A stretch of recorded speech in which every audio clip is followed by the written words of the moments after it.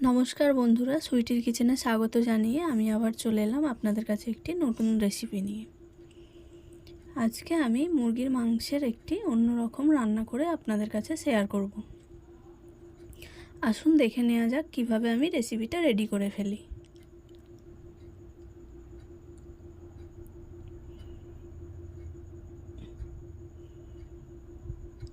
প্রথমে আমি এখানে 600 গ্রাম মাংস নিয়েছি এবং খুব ভালো করে পরিষ্কার করে ধুয়ে রেখেছি।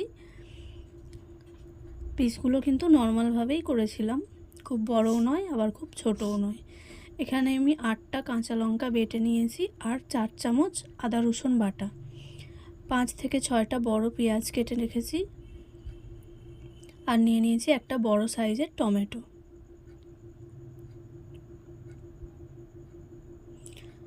আর নিয়ে নিয়েছিলাম কিছুটা পরিমাণ আলু মাংসের ঝোলে দেওয়ার জন্য। আলুগুলো ভেজে নিচ্ছি আমি।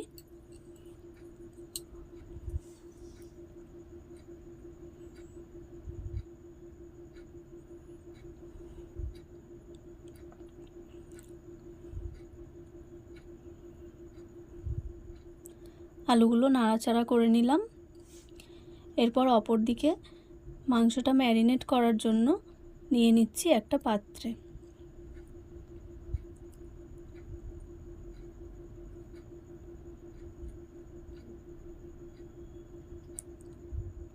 মাংসটা নিয়ে নিলাম এবং যেই পেঁয়াজটা কেটে রেখেছিলাম তার থেকে অর্ধেকটা ম্যারিনেট করার জন্য নিয়ে নিলাম মাংসর মধ্যে।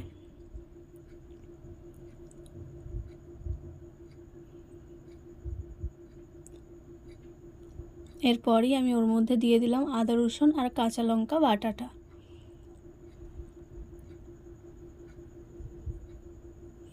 অপরদিকে আলুটা আবারও নাড়াচাড়া করে দিচ্ছি, না হলে বেশিক্ষণ হয়ে গেলে আলুটা পুড়ে যেতে পারে। তাই ওইদিকে ম্যারিনেট করতে করতেই মাঝখানে আমি আলুটা আবার নাড়াচাড়া করে দিলাম। এরপর যে টমেটোটা নিয়েছিলাম ওই টমেটোটা আমি গ্রেটারে গ্রেট করে নিয়েছি, ওটাও দিয়ে দিলাম ম্যারিনেট করার জন্য। এরপর দিয়ে দিলাম স্বাদ মতো নুন।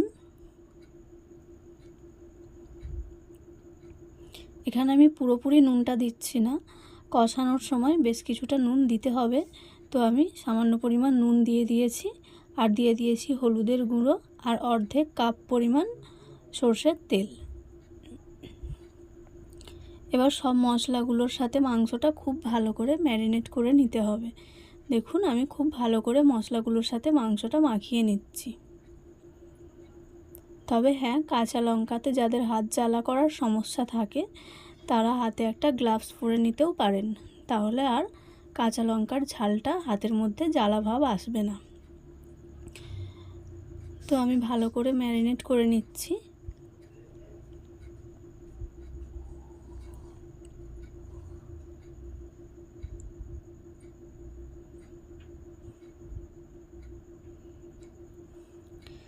খুব ভালো করে মাংসটা ম্যারিনেট করে রাখা হয়ে গেছে। এবার ওইটা বেশ কিছুক্ষণ রেখে দেব, মানে আধ ঘন্টা মতো ওটা রেখে দেব। এদিকে আলুটাও হালকা ভাজা ভাজা হয়ে এসেছে। এখনই আমি দিয়ে দিচ্ছি সামান্য পরিমাণ লবণ, দিয়ে একটু নাড়াচাড়া করে নিচ্ছি।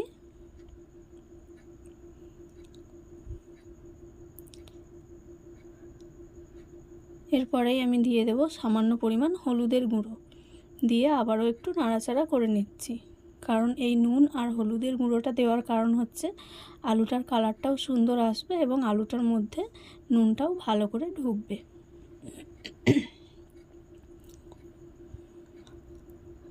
আলুটা ভাজা হয়ে গেছে, আমি তুলে নিয়েছি। অপরদিকে ওই তেলেই দিয়ে দিলাম একটা তেজপাতা 2 টুকরো করে।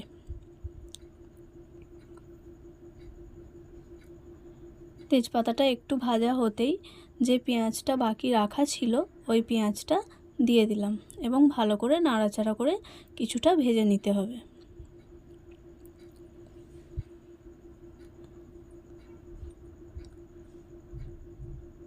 এইভাবে নাড়াচাড়া করে কিছুক্ষণ ভেজে নিচ্ছি আমি পেঁয়াজটা।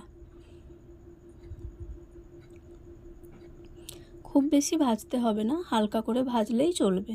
তো আমিও হালকা করে ভেজে নেওয়ার জন্যই নাড়াচাড়া করে নিচ্ছি।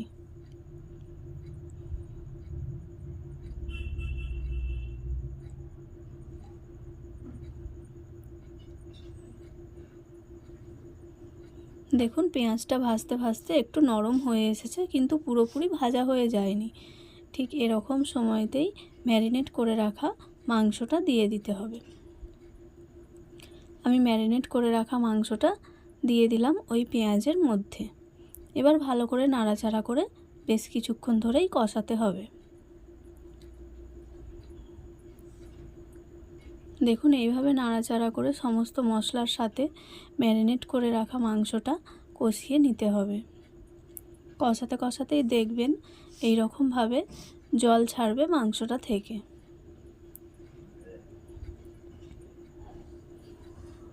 এইভাবে নাড়াচাড়া করে কষাতে কষাতে দেখবেন কালারটাও চেঞ্জ হবে, মাংসটা সেদ্ধও হয়ে আসবে, আর ওর থেকে যতটা পরিমাণ জল ছাড়ার কথা ততটা পরিমাণ জল ছেড়ে দেবে।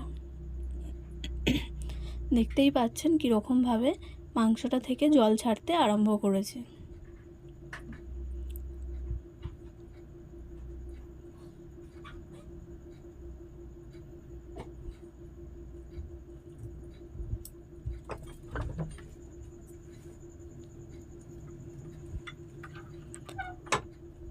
এইভাবে ভালো করে বেশ কিছুক্ষণ ধরেই কষাতে হবে।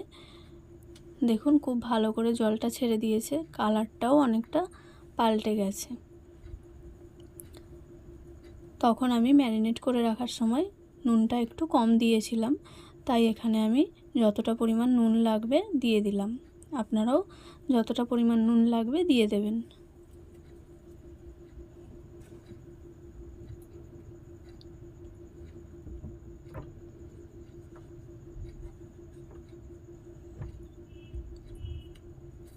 এইভাবে কষাতে কষাতেই জলটা যখন শুকনো হয়ে আসবে আর একেবারে তেল তেল ভাব হয়ে আসবে, তখনই ভেজে রাখা আলুটা দিয়ে দিতে হবে ওর মধ্যে।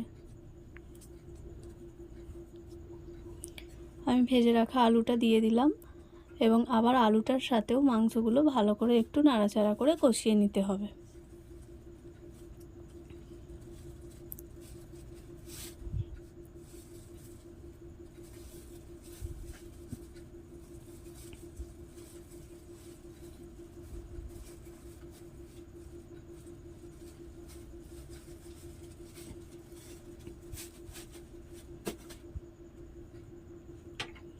এইরকম করে নাড়াচাড়া করে কষাতে কষাতে আমি অপর দিকে একটা পাত্রে জল গরম করতে বসিয়ে দিয়েছিলাম। ওই জল গরমটা দিয়ে দিলাম মাংসের মধ্যে। যতটা পরিমাণ জল লাগবে ততটাই আমি গরম জল ব্যবহার করেছি এখানে। জলটা দিয়ে দিলাম, ভালো করে খুন্তির সাহায্যে মাংসগুলো বা আলুগুলো সমস্তটা জলের মধ্যে ডুবিয়ে দিলাম। এরপর গ্যাসের ফ্লেমটা হাই করে দিয়ে ভালো করে এইভাবে ফুটিয়ে নিতে হবে। ব্যাস এরকম করে ফুটিয়ে নিলেই রেডি হয়ে যাবে রেসিপিটা। দেখুন গাঢ় গাঢ় হয়ে এসেছে আর কালারটাও খুব সুন্দর এসে গেছে। এই মুহূর্তেই গরম মশলা দিয়ে নামিয়ে নিতে হবে। ব্যাস রেডি হয়ে গেল রেসিপিটা। এবার গরম গরম ভাতের সাথে খেয়ে নিন, দেখবেন দারুণ লাগবে।